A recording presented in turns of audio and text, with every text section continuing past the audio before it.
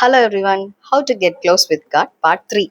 நம்ம part 1 part 2ல பார்த்தோம். ஆண்டவருக்கு டைம் ஸ்பெண்ட் பண்ணுறது நீங்கள் இன்னும் அவர்கிட்ட க்ளோஸ் ஆக ஹெல்ப் பண்ணும். அதுக்கப்புறமா அவருடைய லவ்வை, அவர் மேலே நீங்கள் வச்ச லவ்வை அவர்கிட்ட எக்ஸ்பிரஸ் பண்ணணும், வெளிப்படுத்தி காமிக்கணும் அப்படின்னு சொல்லிட்டு நம்ம பார்ட் 3ல என்ன பார்க்க போகிறோம் அப்படின்னு சொன்னால், அவருக்கு நிறைய கிஃப்ட்ஸ் கொடுக்கணும். அதாவது நம்ம நேசிக்கிறவங்களுக்கு என்ன பண்ணுவோம் அப்படின்னு சொன்னால், gift கொடுப்போம்ல, அவங்களுக்கு பிடிச்ச எதையாவது நம்ம வாங்கி கொடுத்து அவங்க மேலே உள்ள அன்பெல்லாம் நம்ம வெளிக்காட்டுவோம். பதிலுக்கு நம்மளை நேசிச்சு அவங்களும் நமக்கு சில கிஃப்ட்ஸை கொடுப்பாங்க.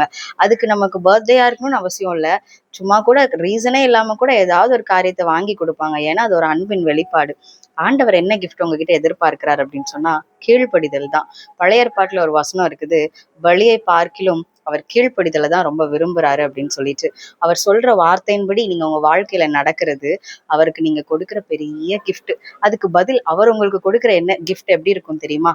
நீங்க கொஞ்சமும் கிரகிச்சு கூட பார்க்க முடியாத பெரிய காரியங்களை அவர் உங்க வாழ்க்கையில செய்வாரு. கிஃப்ட்ஸ் மாறி மாறி ஷேர் பண்ணும்போது அந்த ரிலேஷன்ஷிப் இன்னும் ஸ்ட்ராங்கர் ஆகும். இன்னும் நெக்ஸ்ட் அடுத்து நீங்க ஆண்டவர்கிட்ட ரொம்ப க்ளோசர் ஆவீங்க. ஸோ இந்த ஸ்டெப்ஸை நீங்க ட்ரை பண்ணி பாருங்க. ஆண்டவரோட உள்ள ரிலேஷன்ஷிப்ல பலப்படுவீங்க. பிளெஸிங்ஸ்.